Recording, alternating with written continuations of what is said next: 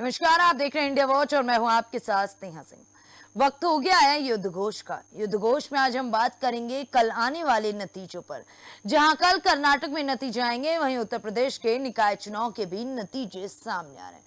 कर्नाटक में पूरी तरीके से इस बार मैदान बहुत ही ज्यादा दिलचस्प नजर आया, जहां त्रिकोणीय समीकरण पूरी तरीके से मैदान में मौजूदा पॉलिटिकल स्थिति को बेहतर बनाता हुआ नजर आया, तो वहीं दूसरी तरफ अन्य दलों के लिए भी बड़ी चुनौतियां नजर आ रही हैं।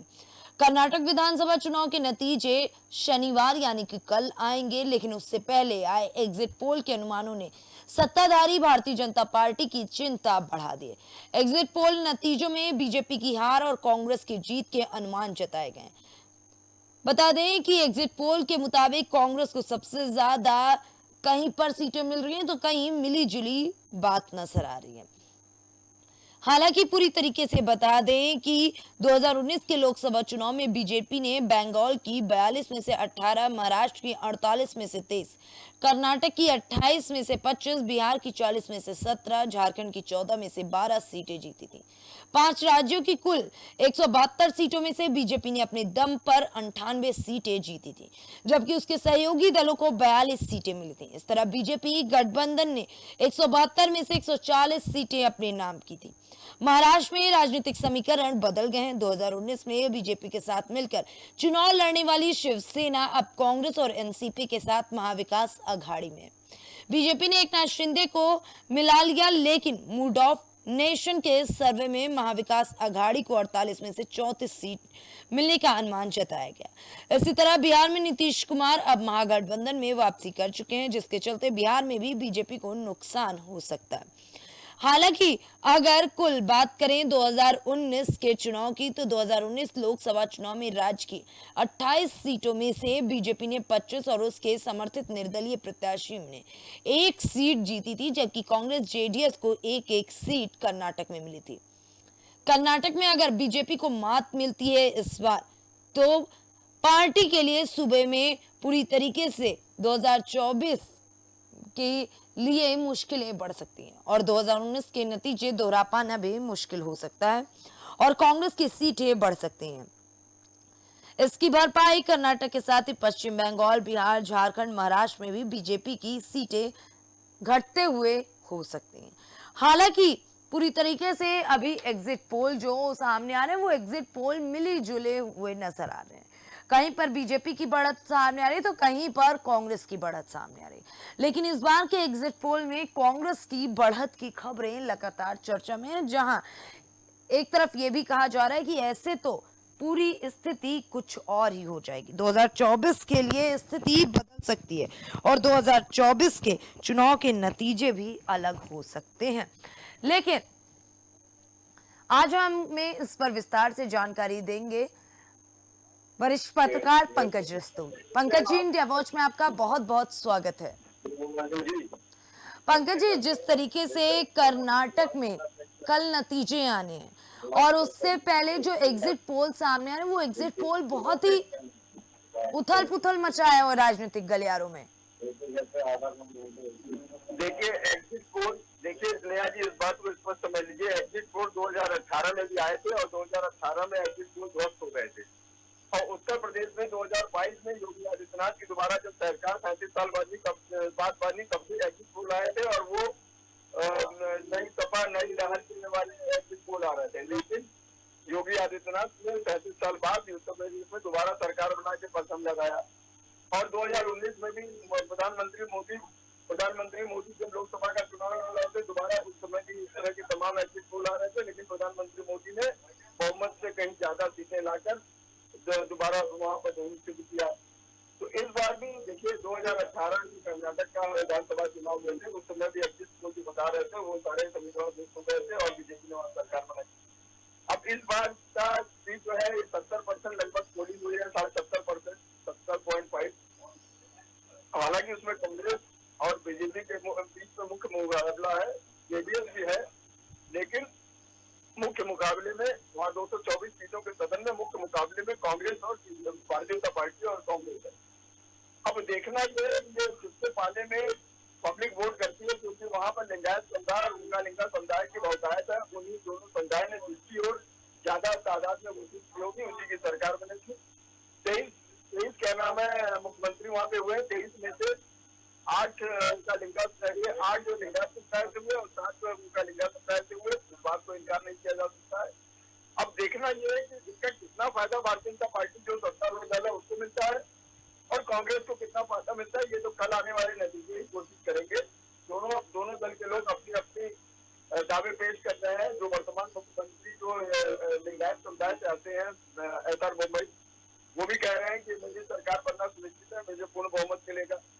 और लिंगायत समुदाय के बड़े नेता येदियुरप्पा भी जो पूर्व मुख्यमंत्री वहां के रहते हैं, वो भी कह रहे हैं कि सरकार हमारी बनेगी।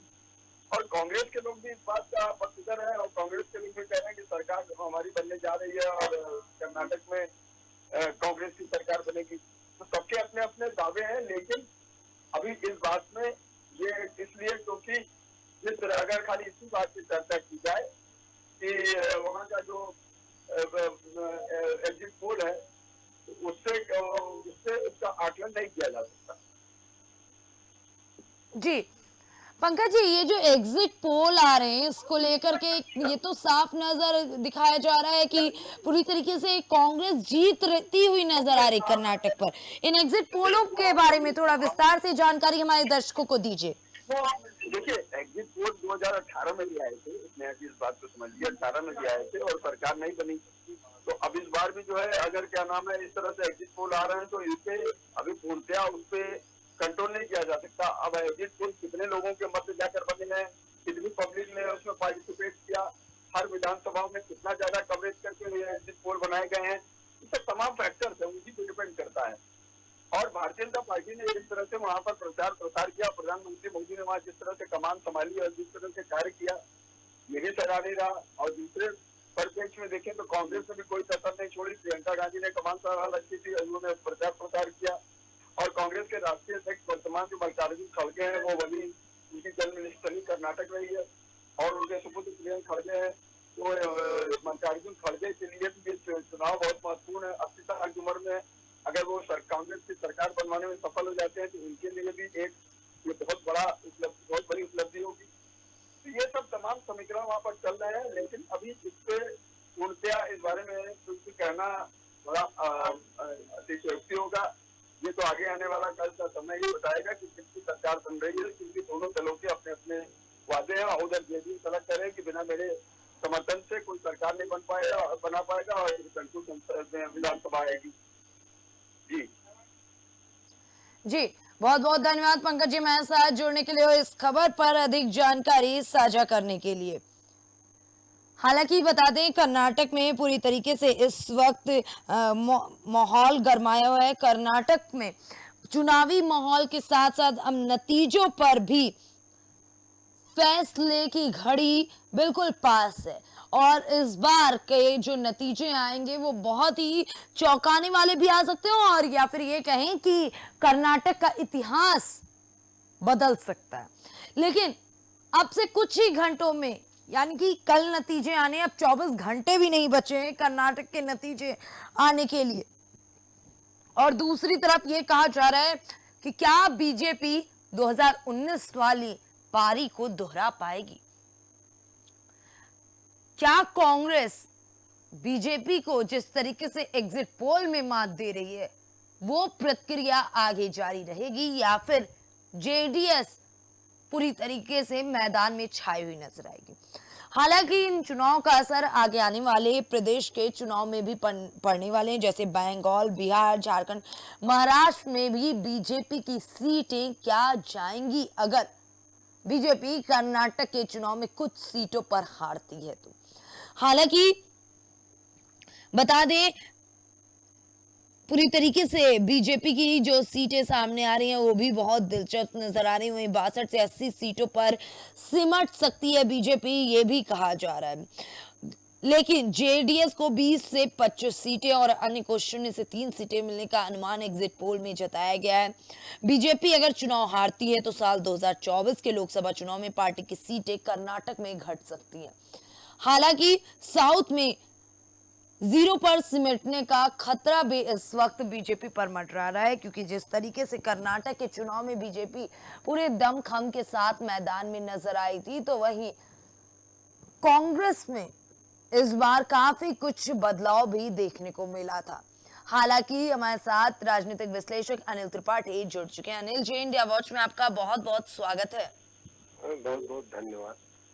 अनिल जी, अब ये कहना बिल्कुल नहीं होगा, गलत होगा कि अब से कुछ घंटों में कर्नाटक में नतीजे आ जाएंगे, लेकिन ये जो एग्जिट पोल इस वक्त चर्चा में है, क्या है ये पूरा एग्जिट पोल का मामला? जरा विस्तार में हमारे दर्शकों को बताइएगा इस पर अपना विश्लेषण।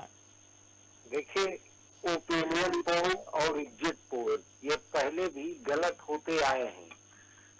कांग्रेस ने वहां निश्चित रूप से महंगाई, बेरोजगारी, भ्रष्टाचार इस पर अपने चुनाव को केंद्रित करने का प्रयास किया था। पूरे देश में लोग महंगाई, बेरोजगारी, भ्रष्टाचार को लेकर के चिंतित हैं और इससे परेशान भी हैं। लेकिन इन एग्जिट पोल और ओपिनियन पोल दोनों को अगर हम आधार मान करके बहुत खुश हो जाएंगे तो उससे तो सत्ताधारी दल को लाभ प्राप्त होगा। सत्ताधारी दल जब तक अंतिम रिजल्ट ना आ जाए तब तक हम मानने को तैयार नहीं हैं।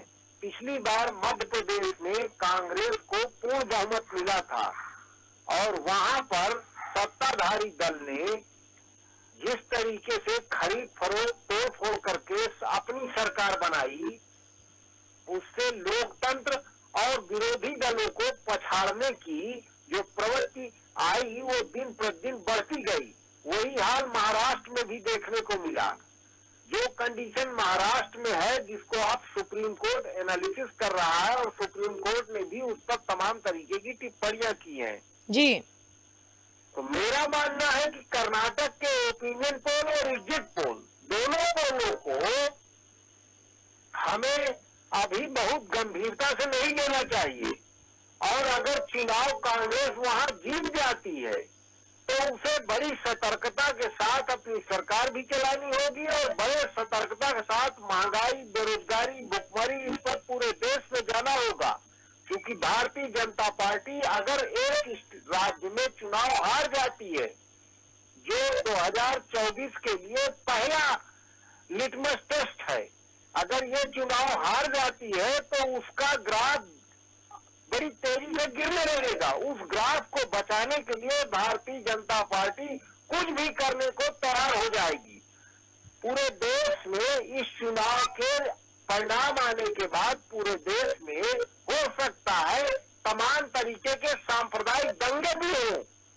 इससे इनकार नहीं किया जा सकता है, क्योंकि भारत के गृह मंत्री ने स्वयं कहा है कि अगर यहाँ पर भारतीय जनता पार्टी की सरकार नहीं बनती है तो कर्नाटक में दंगे हो सकते हैं।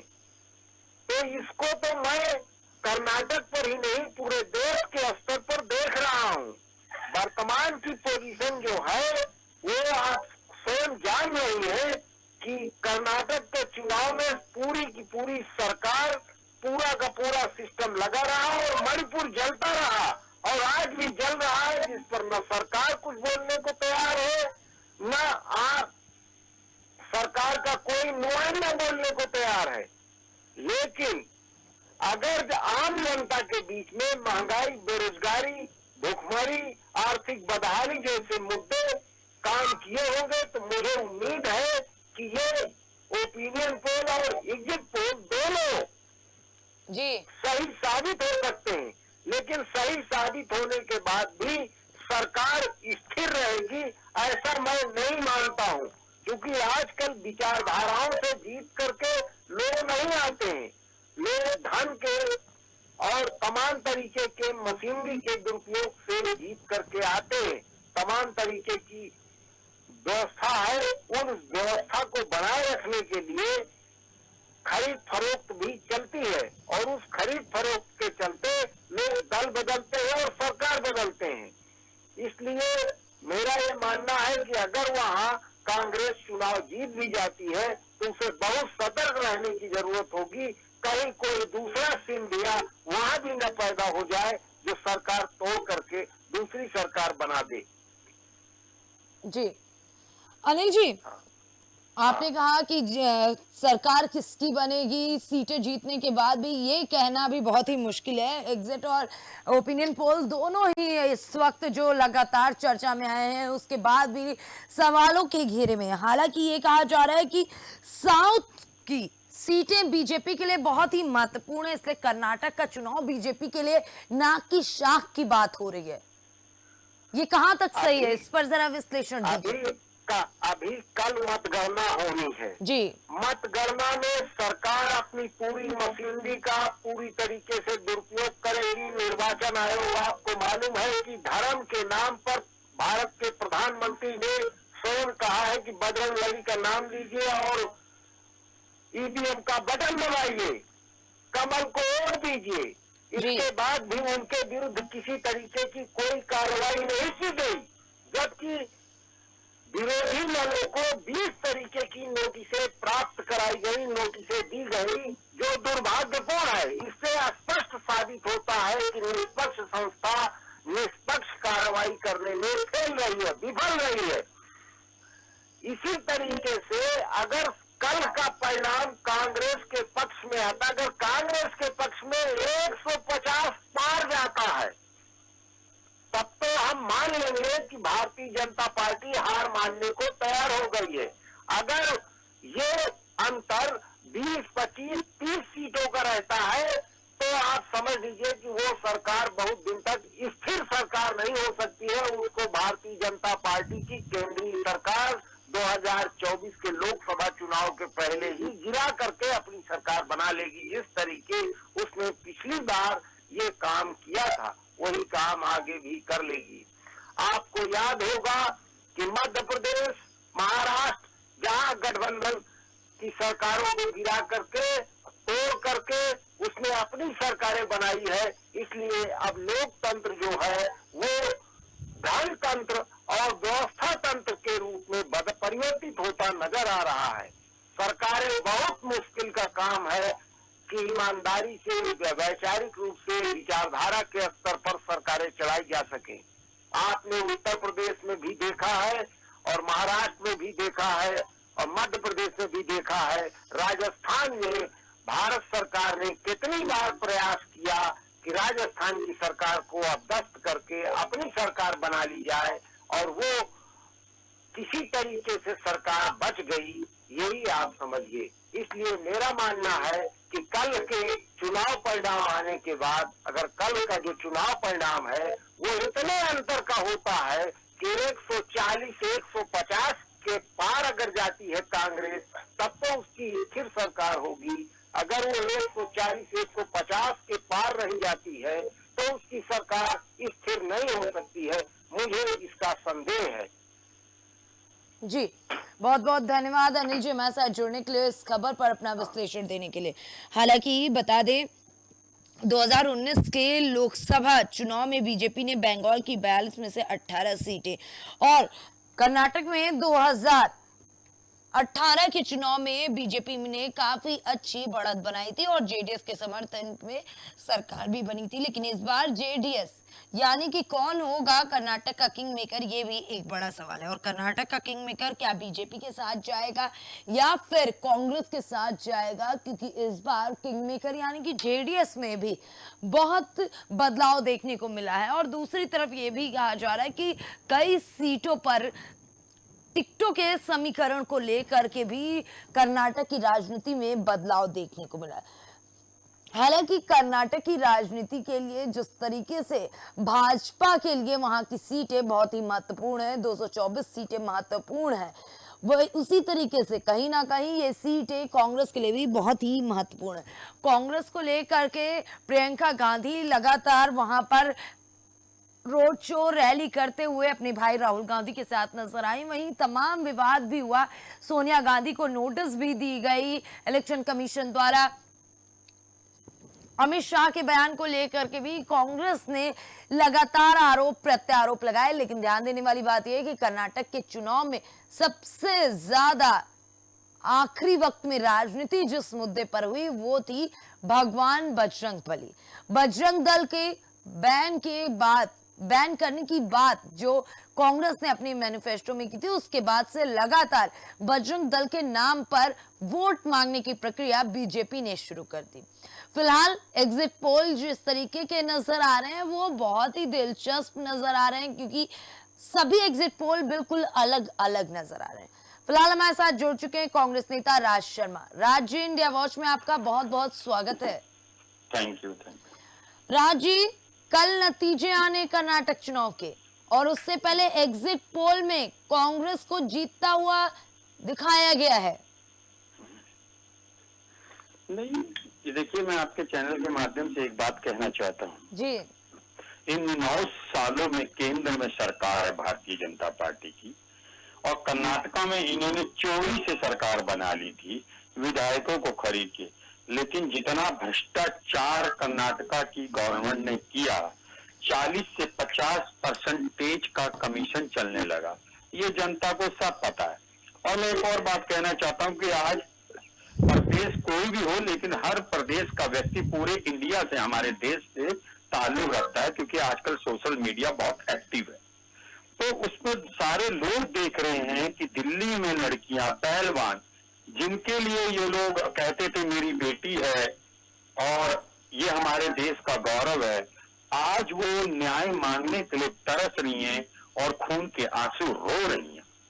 ये बात कर्नाटका के 2 लोगों को भी पता, क्योंकि कर्नाटका के लोग भी समझदार हैं। इसलिए वहां के लोगों ने यही सोचा कि हम कांग्रेस पार्टी के टाइम में इस बात को, चाहे वो नारी हो, चाहे स्वास्थ्य हो, चाहे रोजगार हो, इनमें ध्यान दिया जाता था, ना कि किसी और एन कैन चीजों में। पब्लिक को यह भी पता है कि भारतीय जनता पार्टी मुद्दों से भटकाती है। जैसे कि आप ही कह रही थी कि वो मुद्दा बजरंगबली का ले आए, ये मुद्दों को तैयार रखते हैं। ये कभी रोजगार की बात नहीं करेंगे आपसे, स्वास्थ्य सुविधाओं की बात नहीं करेंगे, शिक्षा की बात नहीं करेंगे, ये इंफ्रास्ट्रक्चर की बात करेंगे नहीं। ये बात क्या करेंगे? राम को कौन लाया? हम लाए। जब इनका इतना बड़ा घमंड बोलने लगा कि ये साधारण लोग होके भगवान को लाने की बात कहते हैं, तो ये बात तो ऊपर भगवान भी देख रहा होगा कि ये कितने अहंकारी हो गए हैं। जब तो फिर भगवान ही सब बुद्धि देता है हम लोगों को। तो कर्नाटका के लोगों को एक अच्छा सा ज्ञान दे दिया भगवान ने, और वहां के लोग जान भी गए कि अगर कर्नाटका का भला चाहते हो तो इस भारतीय जनता पार्टी को यहां से विदाई देना जरूरी होगी।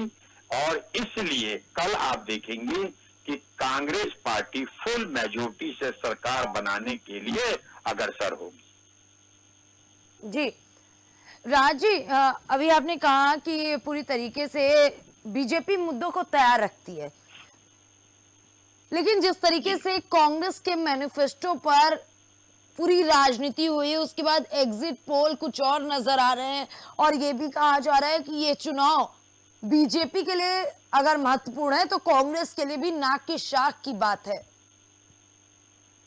नहीं, ठीक है, हर पार्टी के लिए हर चुनाव नाक की लड़ाई होता है जी, इससे डिनाई नहीं किया जा सकता। लेकिन सवाल बस यहाँ पे है कि अब आप ये मान लीजिए कि भारतीय जनता पार्टी का हर स्टेट से धीरे धीरे जहाँ चुनाव होंगे ये उखड़ते फिरते चले जाएंगे, और 2024 में ये केंद्र से भी हट जाएंगे, और जब शायद मुझे लगा देश खुशी की सांस लेगा। जी राज जी, अगर इस बार कर्नाटक के चुनाव में बीजेपी या कांग्रेस या जेडीएस जो भी सरकार बनती है, तो क्या माना जाए कांग्रेस के 2024 का जो चुनाव है वो किस मुद्दों पर कांग्रेस लड़ेगी? देखिए, आपको बता दूं, देश में मुद्दे बहुत हैं। 9 साल से देश में क्या हुआ बताइए आप? ये इस कुछ काम किया हो बताइए, इन्होंने ऐसी कौन सी चीज बनाई जो ये बेच रहे हैं? आप देख लीजिए, बेरोजगारी कितनी चरम सीमा पे है। चाइना हम पे आक्रमण कर जाता है, ये छिपाते हैं। इनके विदेश मंत्री कहते हैं वो इकोनॉमिकली वाइज चाइना हमसे बड़ा, हम युद्ध नहीं कर सकते। आप मोरली हार गए उनसे। आप बताएं क्या कर रहे हैं? आज इनके ही पार्टी के जो गवर्नर रहे थे वो इन पे कहते हैं कि पुलवामा में इन्होंने अपनी सरकार के लिए इस्तेमाल किया, तो क्या ये पब्लिक जान नहीं रही है? आज बात को मैं कहने से कभी भी डरूंगा नहीं, ना संकोच करूंगा कि इनको बड़े प्यार से देश की जनता ने केंद्र में भी सरकार बनवाई थी, लेकिन देश की जनता अब अपने को ठगा हुआ समझ रही है। देश के युवा जिसने पहली बार 2014 में वोट किया था, अगर उसने 21 साल में वोट किया था, 18 साल में वोट किया था, तो अब वो जवान हो रहा लेकिन उसे नौकरी नहीं मिल रही है। तो ये सब मुद्दे क्या कर रहे हैं बताइए? ये विधायकों को खरीदते हैं, ये पब्लिक नहीं देखती है। ये जहां चाहते हैं सरकारों को खरीद के, देखिए ये खुद ही कहते हैं कि ये इलेक्शन के मोड में रहते हैं, इलेक्शन के मोड में रहते हैं। प्रधानमंत्री जी क्या काम करते हैं बताइए मुझे? वो विक्टिम कार्ड खेलते हैं, बेचारे बने हुए। विश्व के सबसे बड़े ताकतवर देश का प्रधानमंत्री यदि अपने आप एक किसी पब्लिक डोमेन में आके आंसू बहाए और दया की भीख मांगे कि भाई नहीं, मुझे तो गालियां दे रही, मुझे तो ये कहते हैं, मुझे 91 बार गाली दे दी, ये अच्छा लगता है? आप कहते हैं यशस्वी प्रधानमंत्री, कैसे कहते हैं आपको यशस्वी प्रधानमंत्री जब देश की वो लड़कियां बचियां जो देश के लिए मेडल्स लाई हैं, देश का गौरव बढ़ाया, उनकी बात सुनने के लिए आपके पास समय नहीं है? क्या ये पब्लिक नहीं देख रही? पब्लिक आपकी मन की बात, आप मन की बात को एक एजेंडा बना देते हैं, इवेंट्स बना देते हैं, और देश की जनता की मन की बात सुनने के लिए आपके पास टाइम नहीं है। उन लड़कियों की बात सुनने के लिए आपके पास उनके मन की बात, उनके मन की पीड़ा सुनने के बात नहीं है। आप अपनी मन की बात कहते हैं लेकिन उनके मन की पीड़ा नहीं सुनते हो। ये सब आएगा, ये सब मुद्दे हैं, पब्लिक तैयार है इनको हटाने के लिए। जी बहुत बहुत धन्यवाद राज्य में साथ जुड़ने के लिए, इस खबर पर अपनी प्रतिक्रिया देने के लिए। हालांकि बता दें कर्नाटक के चुनाव को लेकर के जहां सबसे ज्यादा चर्चाओं का बाजार था, तो वहीं दूसरी तरफ अब कल नतीजे आने और इस दौरान भी पूरी तरीके से एग्जिट पोल इस वक्त चर्चा में है, क्योंकि एग्जिट पोल बीजेपी के लिए लाल निशान पे दिखाई दे रहा तो कांग्रेस के लिए हरे निशान पे। हालांकि क्या होगा कर्नाटक में कल, कौन जीतेगा कौन हारेगा, लेकिन सबसे बड़ा सवाल यह कि कर्नाटक में सरकार किसकी बनेगी। जीत हार अलग है, लेकिन सरकार कर्नाटक में किसकी बनेगी ये सबसे बड़ा सवाल है। फिलहाल ऐसे तमाम मुद्दों पर चर्चा परिचर्चा देखने के लिए बने रहें इंडिया वॉच के साथ।